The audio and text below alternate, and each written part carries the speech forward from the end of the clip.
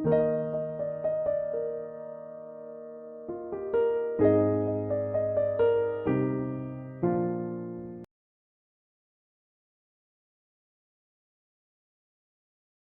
vamos começar lendo o texto da palavra de Êxodo, em Êxodo 3.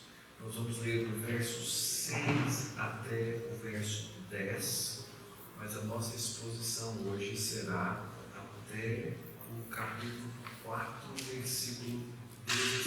Então nós vamos fazendo a leitura ao longo do processo de exposição, considerando que é um texto longo.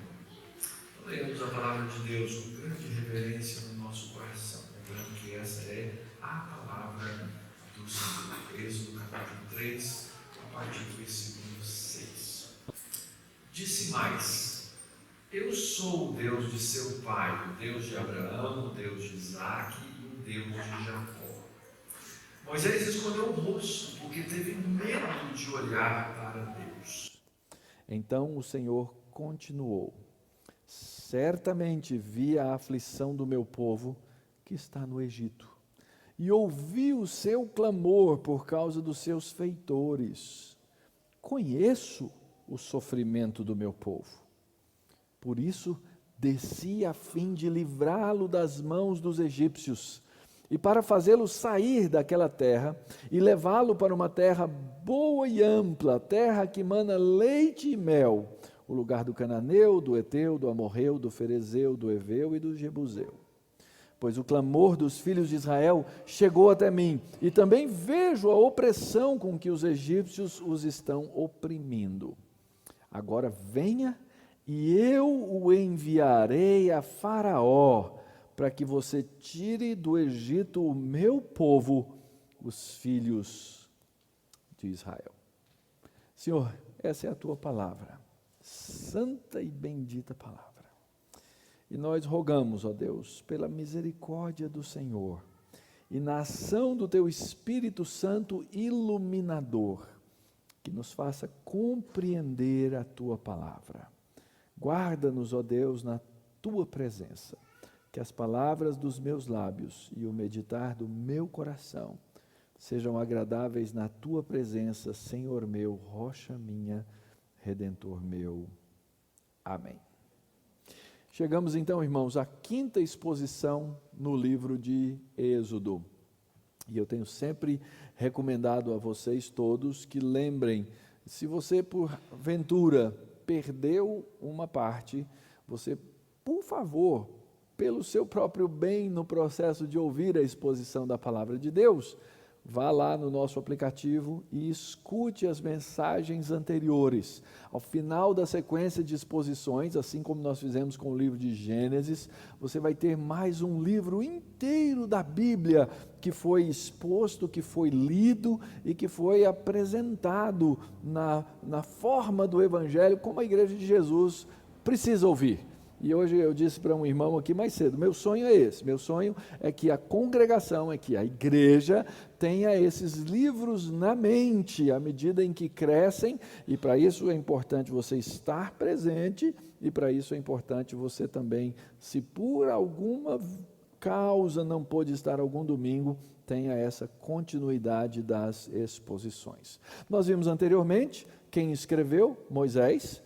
Ele é escrito para os filhos de Abraão naquela época, quando estavam ali na saída do Egito, depois de 430 anos de escravidão, ou melhor, teve um tempo que não foi de escravidão, mas passado um tempo o povo se tornou escravo no Egito, passou por grande opressão, e o livro de Êxodo, então, é o livro da saída do povo. O povo de Deus agora está saindo da sua escravidão, e ele, então, o Êxodo representa a redenção do povo de Deus. Ora, com a entrada do povo no Egito e agora a saída do povo do Egito, Deus está cumprindo um plano, um projeto seu que se espalha por toda a Escritura. Qual é esse projeto de Deus? O projeto de Deus é fazer encher a terra da sua imagem e semelhança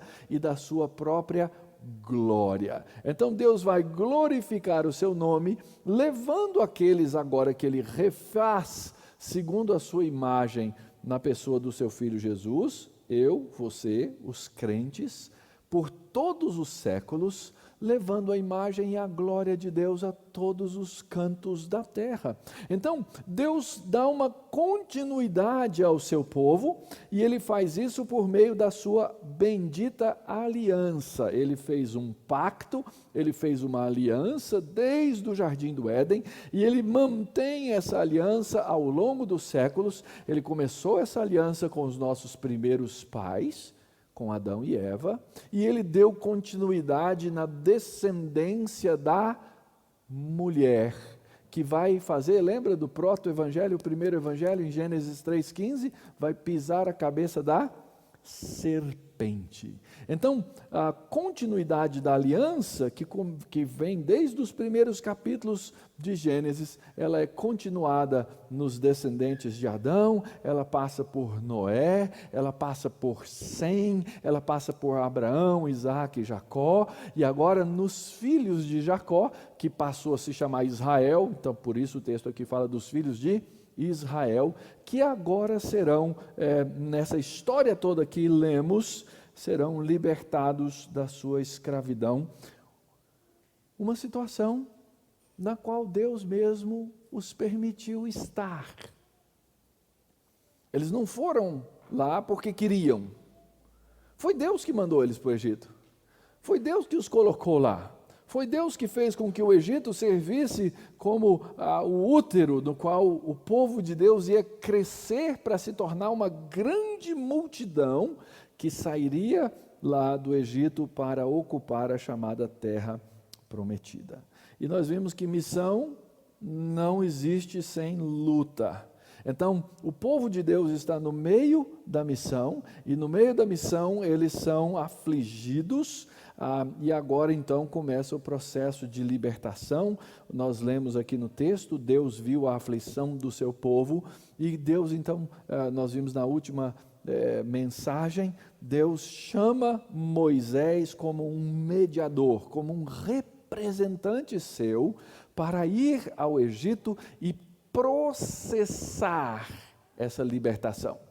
Então essa é a figura de um mediador da aliança. Quem é um mediador? O mediador da aliança é um representante. Ao longo da história bíblica nós temos vários mediadores, no plural. Só que todos esses mediadores que aparecem ao longo da história, eles não são perfeitos, eles são falhos, eles quebram a própria aliança da qual eles são mediadores, mas todos eles apontam para um mediador, que o apóstolo Paulo finalmente vai dizer: há um único mediador entre Deus e os homens, Jesus Cristo, o homem. Por que Paulo diz, eu falo aqui mediadores, né? E depois parece que eu estou contradizendo o apóstolo Paulo, porque o apóstolo Paulo diz há um único mediador. Ora, todos os mediadores anteriores quebraram a aliança. É por isso que Jesus é único, por isso que ele é exclusivo, porque ele é um mediador da aliança que não quebra a aliança. Ele é o verdadeiro mediador. Então Deus vem preparar o mediador, e ele aparece, nós vimos no comecinho do capítulo 3, a um homem chamado Moisés. Nós já lemos a história de Moisés anteriormente, o que havia acontecido com ele, como ele foi criado como egípcio, depois de Faraó ter determinado a morte, né, o genocídio de todas as crianças, de todos os filhos dos israelitas, dos hebreus, e como Deus, agora que Abraão passou 40 anos exilado do próprio Egito, na terra de Midian, tornou-se um pastor de ovelha, Deus aparece para ele e diz: eu sou o Deus de Abraão, eu sou o Deus de Isaac, eu sou o Deus de Jacó. você está pisando aqui no monte de Deus. Quem aparece para Moisés é o próprio anjo que é o Senhor, e ele aparece na sarça ardente, na sarça de fogo. O que é uma sarça? Uma sarça é um arbusto do deserto. E os arbustos no deserto costumavam pegar fogo por causa do calor intenso do deserto, uma autocombustão. Só que o que admirou Moisés quando viu aquele arbusto pegando fogo, é que o arbusto não parava de pegar fogo.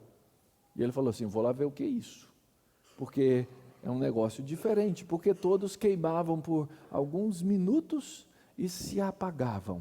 E então Deus fala com Moisés e diz, Moisés, Moisés. E Moisés responde a Deus, eis-me aqui.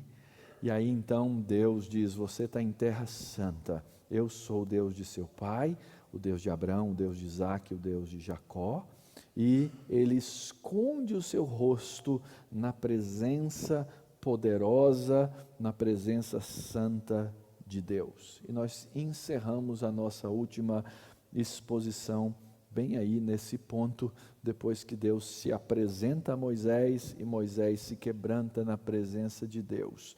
E finalmente então, Deus diz a Moisés a partir do verso 7, eu vi a aflição do meu povo, eu ouvi o seu clamor por causa dos seus feitores, e eu conheço o sofrimento do meu povo. E essa ficou como uma lição importante para nós no final da exposição passada, porque esse Deus que conhece o seu povo lá no Antigo Testamento é o mesmo Deus que conhece o seu povo aqui, hoje, agora.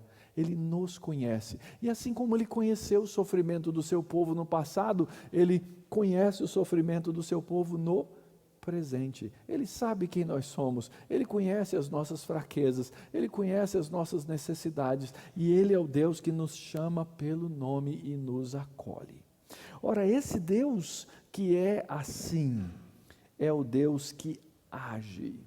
Porque Ele vê o sofrimento do seu povo, Ele não deixa o seu povo em sofrimento. Mas antes Ele age em favor do seu povo para cumprir a missão que é dEle e que nos é designada nesse processo. Então, o que a gente vê aqui no verso 7 é a razão de Deus ter aparecido ao seu povo, ou a Moisés. Ele diz assim, eu vi a aflição do meu povo que está no Egito, eu ouvi o seu clamor por causa dos seus feitores, e eu conheço o sofrimento do meu povo. E esse é o nosso Deus, queridos. Nosso Deus, obviamente, é Deus eterno, Ele é imaterial, Ele não tem um corpo físico, mas Ele aqui é apresentado com características humanas, porque Ele pode fazer essas coisas. Então o texto diz que Deus vê, diz que Deus ouve e Deus conhece. Esse conhecimento de Deus não é um conhecimento afastado, longe. Eu sei quem é. Eu sei quem são os israelitas. Não, nada disso. Ele conhece profundamente cada um dos seus filhos. Ele conhece você, meu querido, Ele conhece o seu coração, Ele conhece as suas lutas, Ele conhece as suas angústias, Ele conhece as suas frustrações, Ele conhece as suas idolatrias, Ele conhece os seus pecados, Ele conhece a sua mente. E Deus, sendo sabedor de todas essas coisas e conhecedor de todas essas coisas, Ele tem um negócio. O negócio de Deus é, vendo a aflição do seu povo, ouvindo o clamor do seu povo, ouvindo as orações do seu povo, agir. Porque essa é a natureza do nosso Deus, naquilo que Ele prometeu ao longo da sua palavra. Então o Senhor, Ele nos conhece, Ele nos vê e Ele não nos deixa só. Você é capaz de entender isso? Que você não pode fazer nada durante o seu dia, nada durante a noite, seja no mais na mais profunda escuridão, que Deus não possa ver e ouvir. E que Deus faz essas coisas não com a intenção de nos punir, de nos castigar, mas Ele faz essas coisas com a intenção de nos fazer crescer na presença dEle, de nos ensinar a amá-lo e de nos envolver na missão dEle. Porque é isso que acontece. Então Deus vê, Deus ouve, Deus conhece. E Ele quer então que nós, seu povo, confiemos nele.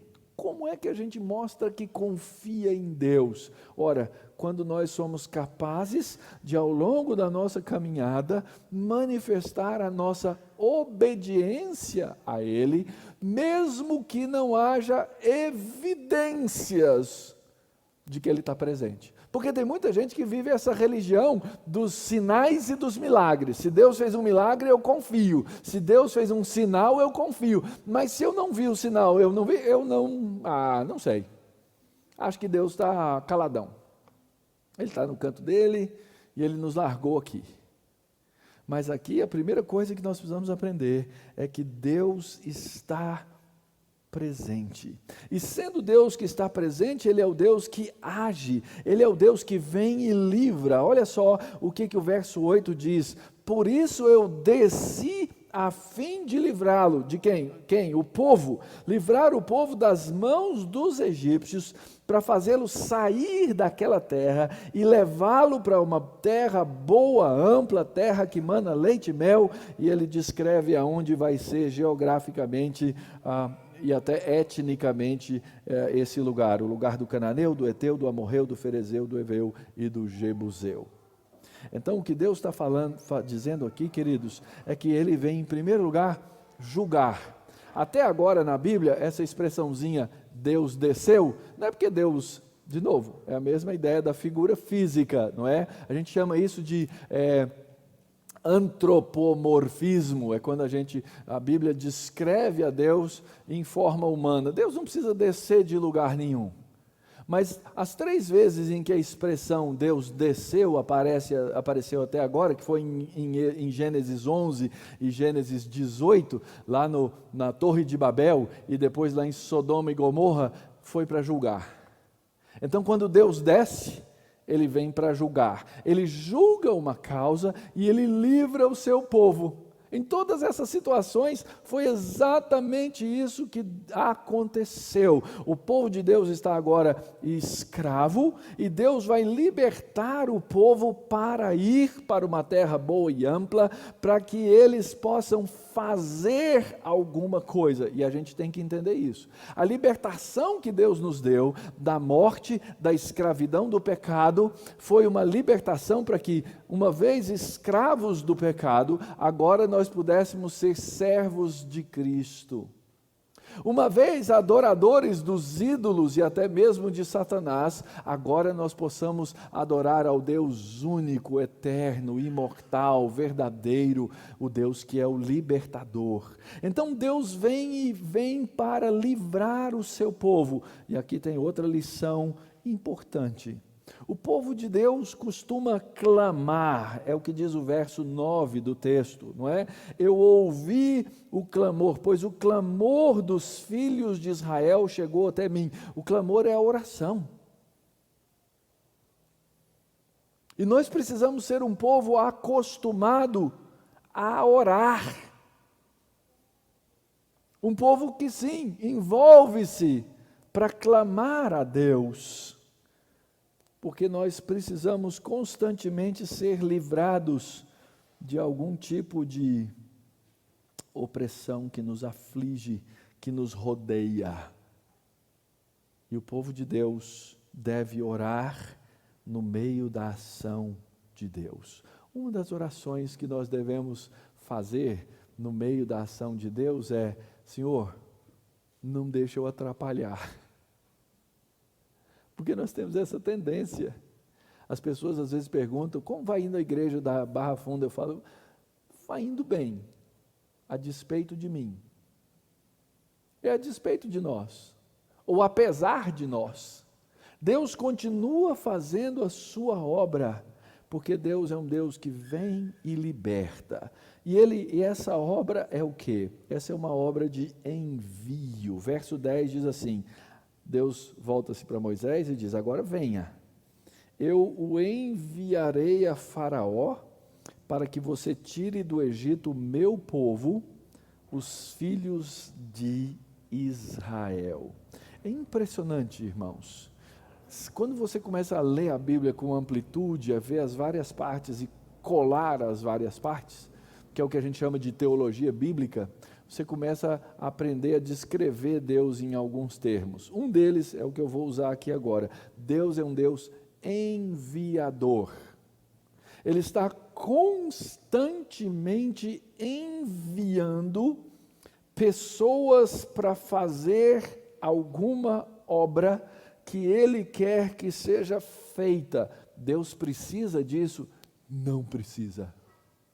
Mas, aparentemente, Ele determinou fazer isso por meio do seu povo. Então, Ele constantemente, para o nosso bem, para a nossa bênção, para nos envolver no papel que Ele nos criou para cumprir, Ele nos envia, Ele envia o seu povo. Então Ele diz assim, venha e eu enviarei você, Moisés, a Faraó. Tantas vezes, tantos personagens da Bíblia enviados em tantas situações. Os profetas. O profeta Elias foi enviado para influenciar as políticas internacionais entre os reis da terra. Jeremias foi enviado para denunciar o seu próprio povo e os reis da sua época que estavam em pecado contra o Senhor ao não obedecê-lo no cumprimento da aliança. O profeta Isaías falou de um que seria enviado, que era o próprio Senhor Jesus. Jesus foi enviado por Deus Pai. E lá em Lucas 4, o Senhor Jesus abre o rolo da Escritura na sinagoga num sábado, bem exatamente nessa passagem de Isaías, e diz, porque o Espírito do Senhor me enviou a proclamar liberdade aos cativos, aos cegos, libertar os oprimidos, a proclamar o ano aceitável do Senhor. E esse Senhor Jesus fez o quê? É muito bonita a história, irmãos. O Deus Pai envia o Deus Filho, que obedientemente vem, foi essa história que nós lemos na carta aos Filipenses. Ele se esvazia da divindade para fazer essas coisas. E ele vem em forma humana para cumprir a vontade do Pai. Esse Senhor Jesus chama seus discípulos, e uma vez tendo chamado os seus discípulos, faz o quê?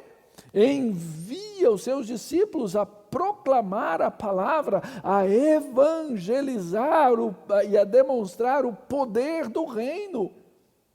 Paulo e Barnabé foram enviados para ajudar as igrejas em tempo de fome e também para evangelizar e para plantar igrejas. Alguns, como Tito, foram enviados para arrumar uma igreja que estava bagunçada. Mas Deus é enviador. Deus é um Deus que nos manda, que nos orienta, e Ele nos dá várias tarefas, várias missões nas quais nós devemos estar envolvidos. Então, há aqueles que estão envolvidos em plantar igrejas, há aqueles que estão envolvidos nas causas de justiça, há aqueles que estão indo para igrejas que estão morrendo, revitalizá-las, há aqueles que estão ajudando a alimentar os famintos. E a minha pergunta é: você já entendeu a sua missão?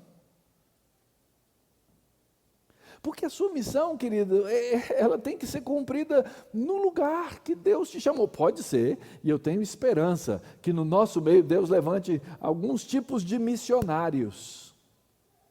Quem sabe aquele missionário que vai viajar para um outro país, Quem sabe aquele missionário que vai ir plantar uma igreja no outro bairro?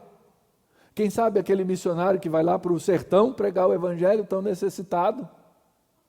Mas também ele vai levantar aquele missionário que trabalha numa empresa aqui nessa cidade, que está numa faculdade, que está numa escola. Deus vai levantar pais missionários. Vocês sabiam, pais e mães, que vocês são missionários? Deus os levanta como missionários para pregar o evangelho a essas pequenas ovelhinhas de Cristo, que são chamadas herança do Senhor, seus filhos. Todos nós temos que ter um senso claro de missão e um senso claro de uma ambição de participar do envio de Deus, porque Deus te mandou. Mas pastor, como eu vou descobrir? Você não precisa de uma voz. Você não precisa que Deus mande para você um WhatsApp dizendo: olha fulano, eu estou te chamando, enviando você para o campo tal. Porque esse misticismo é terrível. Eu costumava brincar, e brinco ainda de vez em quando, que Deus tem um chamado para mim, para eu ir para os Alpes suíços, não é? E pode ser que Ele me abra a porta um dia, mas é brincadeira.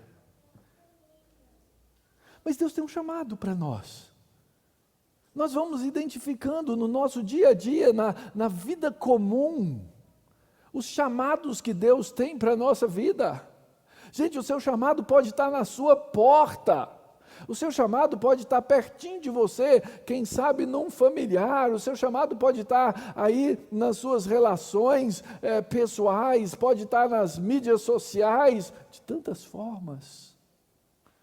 Querido, o seu chamado pode estar aqui dentro, acolhendo uma pessoa. Você pensou nisso? Quando você vem para a igreja como? Você vem para a igreja como uma missão de Deus? Porque é isso que devia ser. Você devia chegar e dizer assim: Deus, qual a missão do Senhor hoje para mim? Como é que eu posso abençoar uma pessoa que está aqui hoje, nesse lugar? Percebe que isso é missão? Percebe que a sua palavra, percebe que a sua boa vontade, percebe que o seu serviço, percebe que poder tocar, que poder conversar com os outros é missão. Porque Deus te chamou para abençoar. No caso de Moisés, uma missão que parece inatingível. Aliás, a Escritura diz que só tem um maior do que Moisés, que é o próprio Senhor Jesus Cristo. Ele é o segundo grande profeta. E ele diz: mas depois de mim vai vir outro. E às vezes a gente fica esperando para nós um chamado mosaico, né? Mauro, eu quero que você vá libertar, sei lá, a Libéria, os cristãos perseguidos na China. E pode ser, tem gente que Deus chama para isso. Mas não adianta nada eu querer ter um chamado na China, na Libéria, no Iraque ou no Irã, se eu não atender o chamado dentro da minha casa.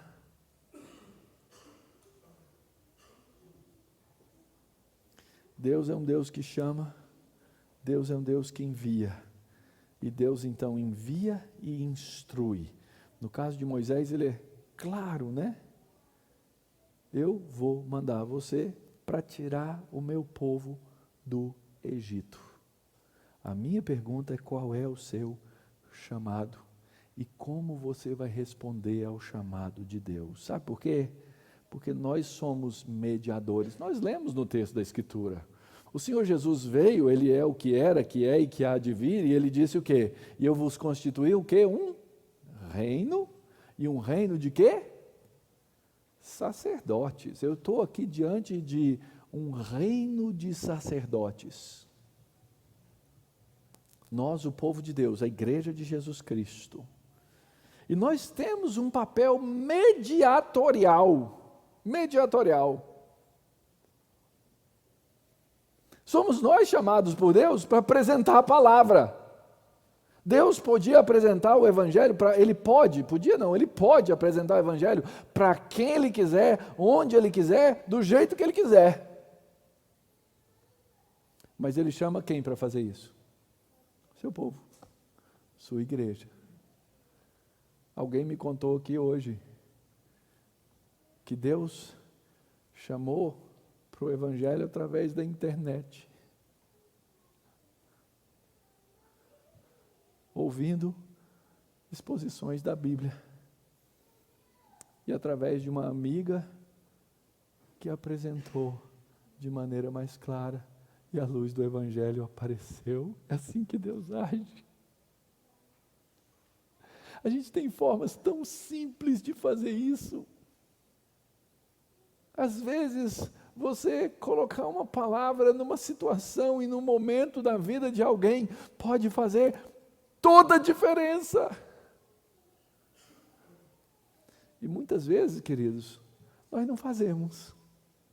Nós gostamos do nosso comodismo, nós gostamos do nosso conforto, nós não queremos sair da nossa zona de conhecimento das coisas. Às vezes demanda um esforço da nossa parte, às vezes demanda pensar, às vezes demanda me envolver emocionalmente com alguém, falar, essa pessoa vai me dar trabalho. Mas às vezes Deus escancara a porta na nossa frente e a gente cruza os braços e não vai. Porque nós somos incapazes. Mas o nosso Deus pega gente insuficiente e incapaz, como Moisés, para cumprir a missão. É assim que ele age. Então, nós vamos ver a partir de agora um diálogo imenso de Deus com Moisés, que vai do verso 11 do capítulo 3 até o 17, eu vou ler e vou explicar. Na verdade, Moisés dá 5 desculpas para não fazer o serviço que Deus estava mandando. Eu vou ler primeiro cada parte do texto e vou explicar para vocês. Verso 11. Então Moisés perguntou a Deus, quem sou eu para ir a Faraó e tirar do Egito os filhos de Israel? E Deus respondeu, eu estarei com você. E esse será o sinal de que eu o enviei. Depois que você tiver tirado o povo do Egito, vocês adorarão aqui nesse monte. A primeira coisa que Moisés fala diante do chamado de Deus, Moisés, ele diz, eis-me aqui. Deus fala, Moisés, a missão é essa. Ele pergunta para Deus assim, Deus, você já leu o meu currículo? Já leu o meu currículo? Eu sou filho de hebreus, eu sei. Eu fui criado no palácio de Faraó. Mas os últimos 40 anos eu não passo de um pastor de ovelhas numa terra obscura chamada Midian. Eu vou chegar lá na frente do Faraó e apresentar o quê? Com o que eu vou chegar na frente de Faraó? Já fazem 40 anos que eu saí de lá, não conheço esse cara novo. Aí eu vou chegar lá na frente de Faraó e dizer assim, ó, Deus me falou para você deixar o povo ir. O senhor acha? O senhor pensa? E talvez a nossa resposta fosse a seguinte, ok, então já sei o que Deus vai fazer. Ele vai pegar Moisés, vai constituir Moisés um grande rei e vai dar um cetro para ele. Mas Deus não faz nada disso. E essa é uma lição importante que nós temos que aprender, queridos. Sim, é uma boa pergunta. Todo crente devia fazer essa pergunta diante de Deus para reconhecer a sua pequenez. Todos nós. Porque no dia em que aqueles que se chamam ou se acham homem de Deus, começam a achar que são homens de Deus, é porque eles estão no caminho da ruína. Eles estão no caminho da ruína. Quando alguém começa a se achar grande, é o primeiro passo para a queda. A resposta de Deus falou assim, Moisés, eu vou estar com você.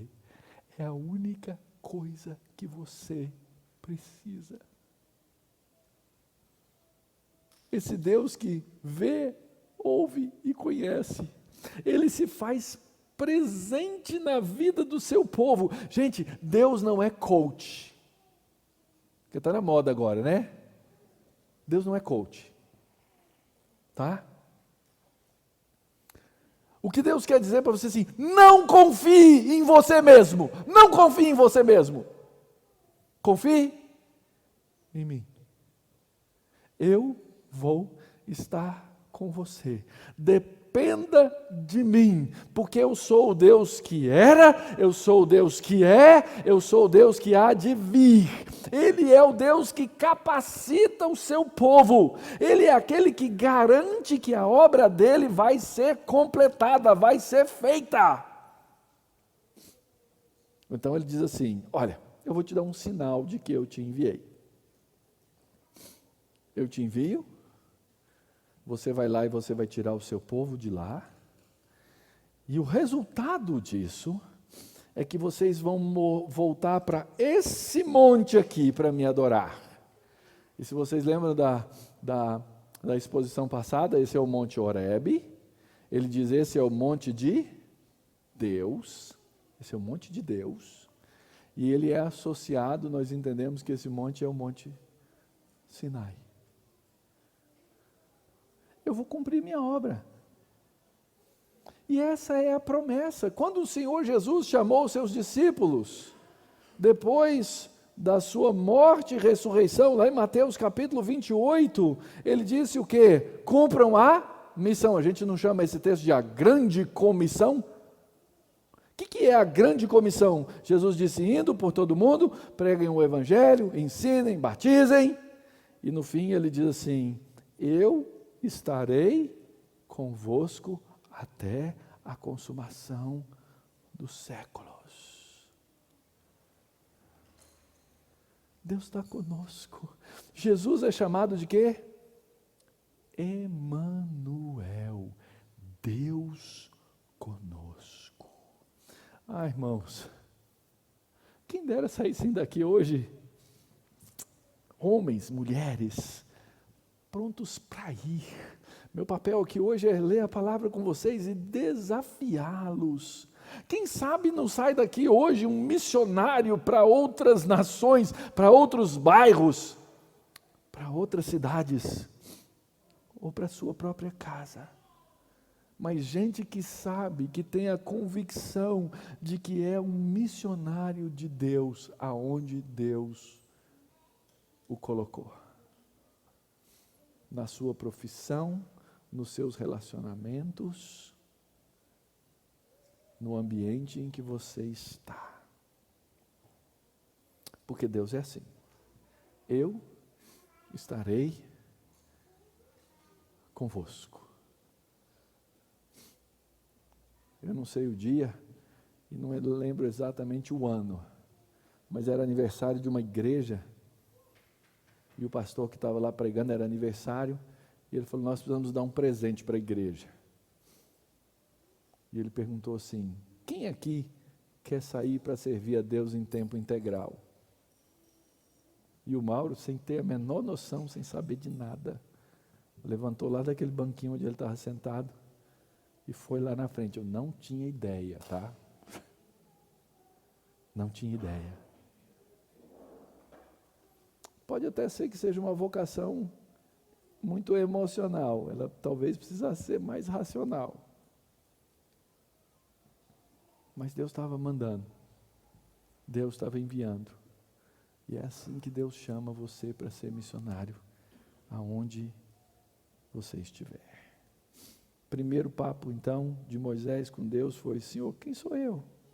Ele falou assim, não interessa, Moisés, quem é você, interessa quem eu sou. É a continuidade do texto. Versos 13 e 14, diz assim, Moisés disse para Deus, Senhor, eis que quando eu for falar com os filhos de Israel, e lhes disser, o Deus de seus pais me enviou a vocês, eles vão perguntar, qual o nome dele? E então o que eu vou dizer? Deus disse a Moisés, eu sou o que sou. E disse mais, assim você dirá aos filhos de Israel, eu sou, me enviou a vocês. Qual a desculpa aqui de Moisés? Senhor, eu posso até ir, mas chega lá eu vou falar o quê? E aí então Deus instrui o que ele devia falar. Porque Deus equipa aqueles a quem Ele chama. É assim que Deus age ao longo da história. Então, é muito importante saber em nome de quem nós devemos e podemos ir. Então, Deus interpreta o seu nome para Moisés. No verso 15, que é a próxima sessão, o nome de Deus vai ser dito. E o nome de Deus na escritura do Antigo Testamento, ele é conhecido como Yahvé. Nas nossas traduções, Jeová. Em alguns lugares, Javé. Se você pegar aí essa palavrinha, sempre que aparecer, olha aí no verso 15, sempre que aparecer a palavra Senhor, com letra maiúscula, toda em caixa alta, é o nome de Deus, é esse nome Yahvé. Eu vou explicar nas perguntas e respostas por que essa bagunça aí que a gente não sabe pronunciar, se é Jeová, Javé, Yahvé, ok? Mas isso vai ficar para as perguntas e respostas. Aqui o que importa? Aqui importa é que Deus está explicando para Moisés quem ele é. Ele diz, eu sou. E Deus então, como eu disse, está interpretando o nome dele mesmo para Moisés, para que Moisés saiba exatamente com quem ele está lidando e com quem o povo de Deus deve sempre lidar, esse Deus que é o Deus que é. Eu sou. É interessante isso, porque o verbo ser aqui no caso, ele demandaria um complemento, não é verdade? Eu sou o quê?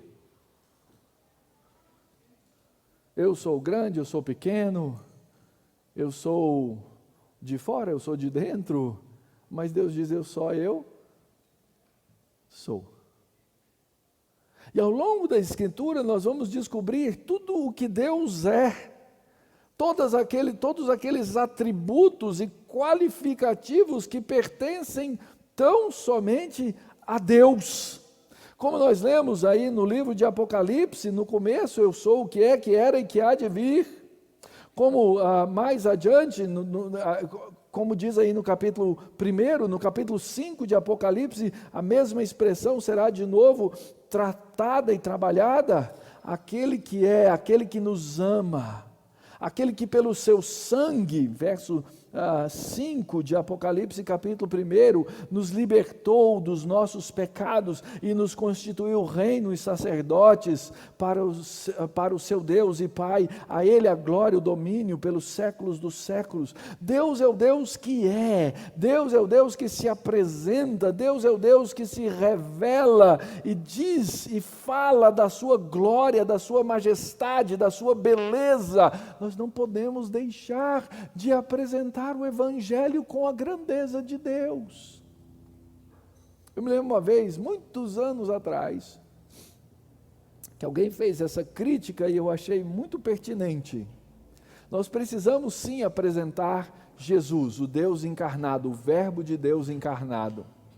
Mas nós temos que ser muito cuidadosos, principalmente com os nossos pequenos, mas todos nós, em não pensar que Deus é só o Deus encarnado.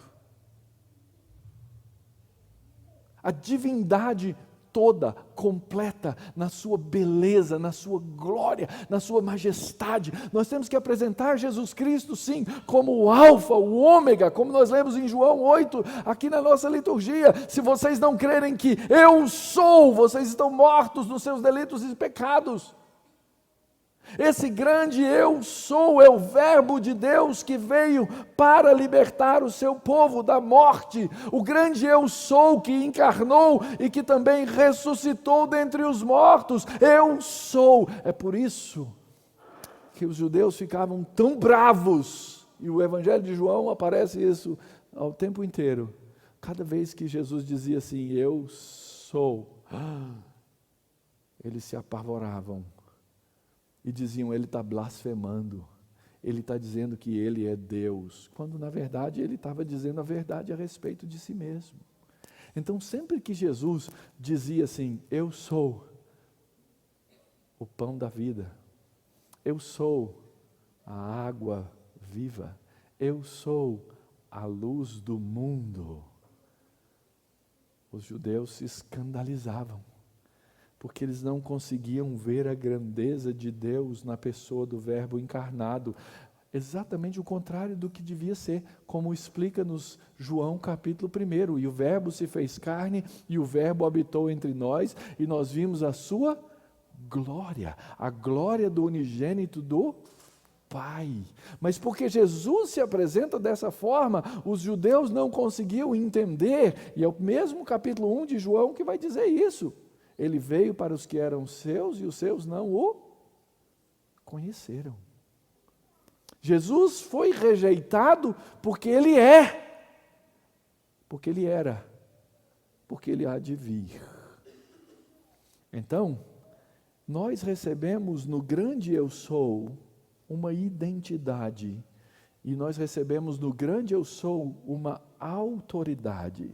Então, quando eu for falar com os filhos de Israel e disser, o Deus de seus pais me enviou a vocês, eles vão perguntar, qual o nome dele? Havia uma crença mística nos povos do Antigo Oriente Próximo, de que se você conhecesse o nome de uma divindade, você poderia manipular aquela divindade.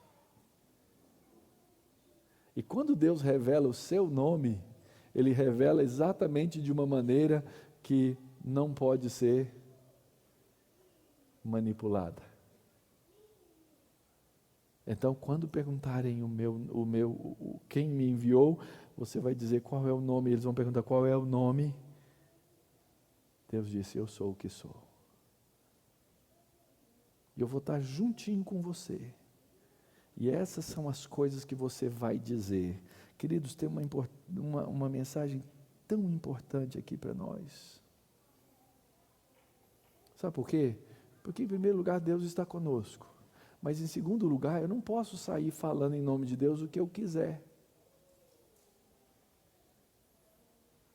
Eu só posso falar aquilo que Deus disse que Ele é. Eu não posso dizer dizer de Deus aquilo que Ele não é. Aliás, foi uma das conclusões da exposição passada. Não brinca com fogo. O Deus da sarça. Não brinca com fogo. Não brinca com a palavra de Deus. Porque a mão de Deus pesa. Eu não sei o que dizer. Assim você dirá. Verso 15. Deus disse ainda mais a Moisés. Assim você dirá aos filhos de Israel.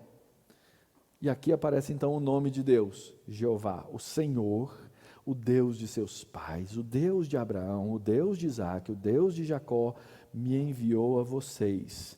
Este é o meu nome eternamente, e assim serei lembrado de geração em geração. O que Deus está dizendo para Moisés? Moisés, eu sou o Deus da aliança. Eu sou o Deus que criou os céus e a terra. Eu sou o Deus que chamou o seu pai Abraão, que gerou todo esse povo aqui. Eu sou o Deus de Isaque, eu sou o Deus de Jacó. Ora, eu sou o seu pai que gerou todo mundo aqui, Jacó, e que se chamou Israel. Esse Deus de cada um, que conversou com cada um de vocês, é o Deus que te enviou. Essas são as credenciais que você vai ter que apresentar, dizendo, percebe que Deus vai dizendo, e você assim dirá. Então esse é o nome de Deus eterno. Qual é o nome eterno de Deus? Eu sou. O Deus que é. O Deus que faz. O Deus que age e o Deus que nos envia. Mas essa parte do diálogo continua, verso 16. Então assim, quando você chegar lá, Moisés, eis o que você vai fazer. Verso 16, vá, reúna os anciãos de Israel e diga-lhes, o Senhor, o nome de Deus, o Deus de seus pais, o Deus de Abraão, o Deus de Isaque, o Deus de Jacó, me apareceu dizendo, em verdade eu vos tenho visitado e visto o que tem sido feito com vocês no Egito. E prometi tirá-los da aflição do Egito e levá-los para a terra do Cananeu, do Eteu, do Amorreu, do Ferezeu, do Eveu, do Jebuseu, para uma terra que mana leite e mel. E eles vão escutar o que você disse. Então, nessa parte aqui, Deus está instruindo Moisés a falar a palavra dele, porque ele já tinha dito isso no comecinho do capítulo, não tinha? Se você voltar aí nos versos, eu vou te mandar para a terra do Eteu, do Cananeu, do Eteu, essa turma toda aí, vai? É muito nome complicado, fala sério. Eu vou te mandar para lá. Então, o que Deus está dizendo aqui, ele repete as mesmas palavras, ele está dando o discurso pronto para Moisés. Moisés, essas são as coisas que você vai falar, porque esse Deus tem visitado, esse Deus tem visto, e eu prometi, esse Deus é um Deus de promessas. Ora, qual é a promessa a qual Deus aqui se refere? É a promessa que Deus fez a Abraão. Se você voltar no livro de Gênesis, você pode ir lá ouvir a promessa que foi feita. A promessa que Deus fez foi o seguinte: os teus descendentes, Abraão, eles vão ser escravos numa terra estranha, mas eu vou tirá-los. Então, aqui Deus está dando o código para Moisés, dizendo: Moisés, primeiro, você sabe o meu nome, você sabe quem eu sou. Em segundo lugar, você conhece as minhas promessas. Então, você vai falar dessas coisas que eu já falei, e essa promessa que eu já fiz a Abraão, você vai repetir para o povo. E se esse povo tiver no coração a minha palavra, eles vão entender que eu estou te enviando. Percebe? É isso que acontece. E é isso que acontece aqui agora, irmãos. Vocês acham que eu estou falando aqui na autoridade e no nome de quem? Do Mauro? Não. A proclamação da palavra divina, ela precisa ser séria. E não significa que aqui eu fale de maneira inerrante ou infalível, mas a palavra de Deus é inerrante e infalível. E se vocês são de fato ovelhas do Senhor Jesus Cristo, e se de fato eu estiver falando a palavra de Deus para vocês, vocês vão ouvir essa palavra, vocês vão crer nessa palavra e vocês vão agir nessa palavra. Mas existe também o falso profeta. E o falso profeta, ele está em muitos lugares e ele está em púlpitos de igreja. E tem gente que vai lá e ouve o falso profeta, acredita no falso profeta e age em cima da palavra do falso profeta. E o povo, então, o que está acontecendo? Uma falsa religião. Ou é a verdade, ou não é a verdade. O fato é que a credencial de Moisés era reafirmar a palavra de Deus. Então, no dia em que o seu pastor, eu estou falando desse aqui mesmo, ou quem sabe, reverendo Jonatas aparecer aqui um dia, e ele começar a falar coisas que são contrárias à palavra de Deus, levanta e rejeita. É seu papel. É assim que Deus age na igreja. É assim que Deus age no meio do seu povo. Vocês não podem ter uma confiança cega que não seja uma confiança que não seja fundamentada na Escritura. Por isso que o povo de Deus tem que ser sério. É por isso que o povo de Deus tem que ser estudioso. É por isso que na igreja de Deus o governo não é de uma pessoa. Nós não acreditamos num único pastor governando a igreja. Não existe isso. Nós temos um governo plural de presbíteros que são regentes e docentes. E na igreja eu tenho que ter uma salvaguarda de homens que vão me ouvir e estudar a palavra e, quem sabe, me confrontar no erro. Não é individual. É por isso que a igreja não pode ser pastoreada por uma pessoa só, senão por uma pluralidade dos presbíteros. Por quê? Porque a garantia que nós temos é a palavra. Então, deixa eu falar aqui de maneira bem simples para vocês. Vocês estão ouvindo aqui hoje de manhã a palavra de Deus. Pastor, o senhor pode ter errado aí em algum ponto da interpretação? Não só num, em vários. Em vários. Mas nós cremos na iluminação do Espírito Santo, nós cremos na percepção do corpo, nós cremos na pluralidade daqueles que estudam a palavra de Deus e observam, nós cremos na possibilidade de conversa e diálogo, a gente tem perguntas e respostas depois. E eu posso chegar à conclusão que eu errei sim, mas o foco é a palavra, é aquilo que Deus já disse, e então ouvirão o que você vai dizer. Continuando,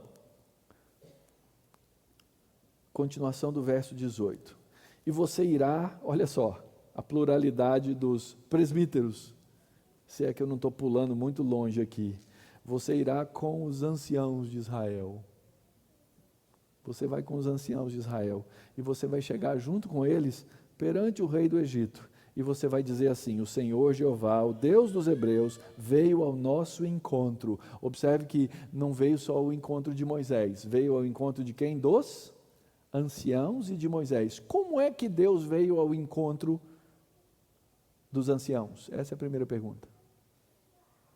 Por meio da palavra. Por meio da palavra. E aí então vocês vão dizer: agora deixe-nos ir caminho de 3 dias ao deserto, a fim de oferecer sacrifícios ao Senhor nosso Deus. Eu sei, porém, que o rei do Egito não os deixará ir, se não for obrigado por mão forte.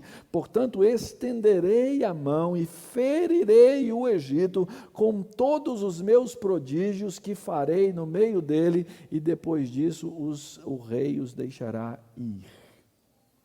O que nós encontramos aqui é Moisés aprendendo a ser profeta de Deus. A voz profética vai além dos anciãos que devem instruir o próprio povo, mas o profeta, junto com a igreja, chega diante do rei Faraó e fala a palavra de Deus, dizendo: ele veio ao nosso encontro. Então a função do povo de Deus, a função do reino de sacerdotes que nós somos, é entregar a palavra de Deus. Para quê? Para cumprir a missão de Deus. Agora deixa-nos ir a caminho de 3 dias no deserto, a fim de oferecer sacrifícios ao nosso Deus. O que está acontecendo aqui, irmãos? A guerra das sementes. Lembra lá atrás eu falei que o Egito e Faraó representam a semente de Satanás. Aqui na narrativa é isso que está acontecendo. Alguém vai dizer assim: pastor, discurso politicamente incorreto, hein? É a Escritura. É isso que está acontecendo. O Senhor, queridos, é homem de guerra. Lembra? Esse foi o tema de um dos sermões atrás. Quem vai guerrear pelo seu povo é Deus. É Deus que vai fazer essa obra, é Deus que vai fazer esse trabalho. É Deus que vai fazer a consecução. Esse grande eu sou, ele diz: eu vou estender, eu vou ferir, e o resultado é, o rei vai deixar ir. Ele está aqui já apontando para as chamadas 10 pragas. Aquilo que vai acontecer, porque Deus é homem de guerra. E o alvo é cumprir a missão, e aqui a missão específica é a adoração ao nome de Deus. E agora versos 21 e 22. E eu farei com que esse povo encontre favor diante dos egípcios. E quando vocês saírem, não será de mãos vazias. Cada mulher pedirá à sua vizinha, e a mulher que tiver hospedada em sua casa, objetos de prata, objetos de ouro e roupas, que vocês porão sobre os seus filhos e sobre as suas filhas, e assim despojarão os egípcios. Percebem que a linguagem aqui é linguagem de quê? Guerra. Despojos de guerra. Despojos de guerra. Quando um povo invadia o outro, tomava tudo que eles tinham. Levavam para casa os despojos. Mas tem um detalhe que é muito interessante. Quem é que vai pegar os despojos? Olha aí. cada mulher. Por que o texto tem esses detalhes legais? O pastor se empolga com essas coisas. Porque o Senhor é homem de guerra. E o que Deus quer dar a entender aqui é que essa guerra não é do povo. Já ouviram o conceito de guerra santa? Que no mundo islâmico é chamado de jihad, que eles vão lutar em nome de Deus. É uma cópia mal feita da guerra santa na Bíblia. A guerra santa na Bíblia, quem faz é Deus. Toda vez que Deus faz uma guerra, não morre ninguém do povo de Deus. Ninguém, nenhuma pessoa morre. E aqui, Deus diz assim, cada mulher vai fazer isso, porque quem ia para a guerra? Só homem. Então, para vocês não saírem cantando vitória, olha aí os despojos. Não. A sua esposa mesmo, vai lá na casa da vizinha e faz o serviço. Porque a guerra é do Senhor. Porque a guerra é de Deus. Cada um, Deus vai prover. Vocês não vão sair de mãos vazias. Eu vou providenciar para vocês um fundo de garantia sobre tempo de serviço de 430 anos. É isso que Deus está fazendo aqui. FGTS de 430 anos no serviço de escravidão. Deus não está fazendo nada errado. Deus nunca faz nada errado. Então, queridos, a conclusão dessa parte. Primeiro, nós devemos trabalhar com a convicção da autoridade da palavra desse eu sou. Eu creio no eu sou. Eu tenho a palavra do grande eu sou. E aqui um alerta muito específico. Só diga, Deus diz. Só diga, Deus disse. Se você encontrar isso na Escritura e na Palavra de Deus, não brinque com a palavra do grande eu sou. Por que isso é importante? Porque tem muita gente que se arroga uma autoridade, dizendo receber de Deus revelação direta. Deus me disse, Deus me falou, Deus isso, Deus aquilo, quando Deus não falou nada. Comeu feijoada no almoço e foi dormir, Deus falou no sonho, é feijoada, não é Deus não. É bucho cheio. Não confunda a palavra de Deus. Não brinca com fogo. Porque a Escritura mesmo diz que Deus é fogo consumidor. O que faremos, irmãos, diante dessas coisas todas? E aí a gente vai ver só a primeira parte. Primeiro, queridos, você tem que se impressionar com o grande eu sou. Você tem que se impressionar com a beleza e a grandeza dos atributos de Deus na palavra. E sabe quando isso acontece, filhos? Isso acontece no culto público. É por isso que o seu pastor é tão chato em dizer para você, vem à igreja, é no meio da comunhão dos santos que nós cantamos os atributos e a verdade de Deus, nós nos afirmamos uns aos outros. Vocês sabem que tem a prancheta e eu tenho a chamada. Eu vou ser muito claro, específico com vocês. Sabe qual o percentual da membresia da igreja que comparece na igreja domingo após domingo? Alguém quer fazer aí um serviço de divinação? Melhor não brincar, né? 50% a 60%. 50% a 60%. Eu sei que existem razões que são válidas, que são impedimentos. Hoje nós vamos orar por vários irmãos doentes, que não podem estar aqui. Mas muitas vezes as nossas razões, eu acredito, não são as melhores. E eu estou dizendo isso por quê? Porque é no culto que nós aprendemos, debaixo da Escritura, a submeter o nosso coração e nos impressionarmos com a grandeza da beleza de Deus. Venha cantar essa beleza, seja arrebatado pela perfeição do Criador, do grande eu sou. O Deus que não muda, que era, que é e que há de vir. O Deus que conhece as necessidades dos seus filhos, que vê a aflição do seu povo. O Deus que julga, que vem, que desce para salvar. O Verbo que se fez carne. E o Deus que autentica os seus atos pela sua palavra. É assim que Deus age no meio do seu povo. Impressione-se. Comova-se com a verdade.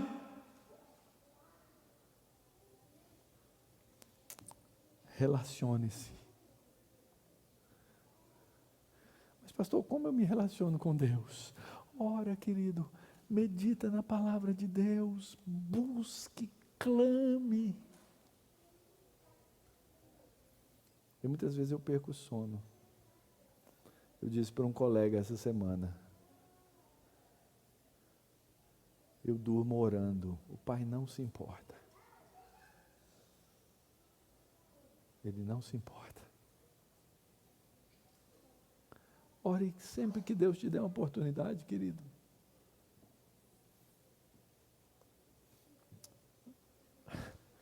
Não sai da sua cama sem falar com o Pai, não.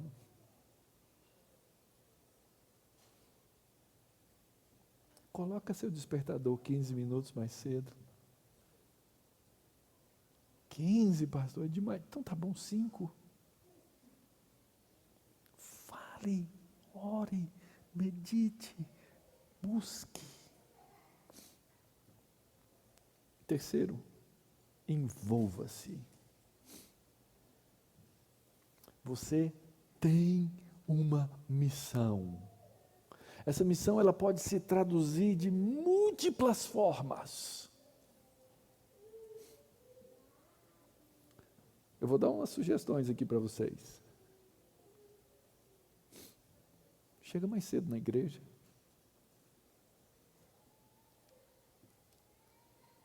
Sabe por quê?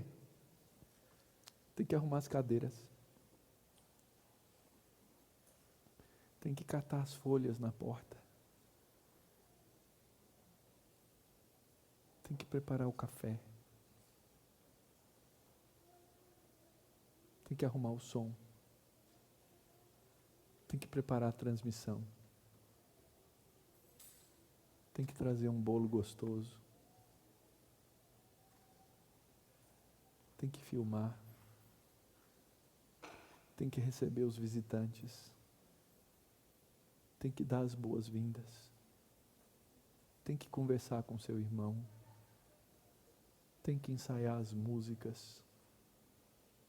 Eu posso ir dar nessa lista aqui. Eu sei que existem situações e situações. Você pode estar servindo em outras coisas. Eu estou te dando algumas sugestões. Algumas. Você tem uma missão, queridos. Você pode ser o intercessor pelo seu irmão, pela sua irmã. Mas pastor, eu conheço tão pouca gente. Olha, você conhece tão pouca gente, então você precisa ter uma missão. Conhecer mais gente. Falar com outras pessoas. É a expressão do nosso amor, é a expressão da nossa boa vontade para com o nosso irmão, é equipar no corpo de Cristo. Envolva-se, irmão, não seja alguém que vai à igreja só para ser servido, porque você foi chamado para servir.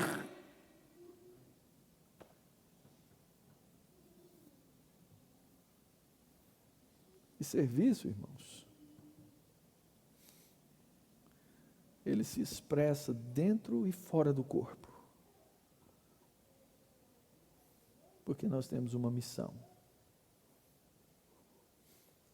Lembra do nosso pacto de membresia? Nosso serviço se manifesta de múltiplas formas. amar o irmão, orar pelo irmão, sustentar o irmão, cuidar do irmão, cuidar das missões. Lá vem aquela famosa chamada do pastor.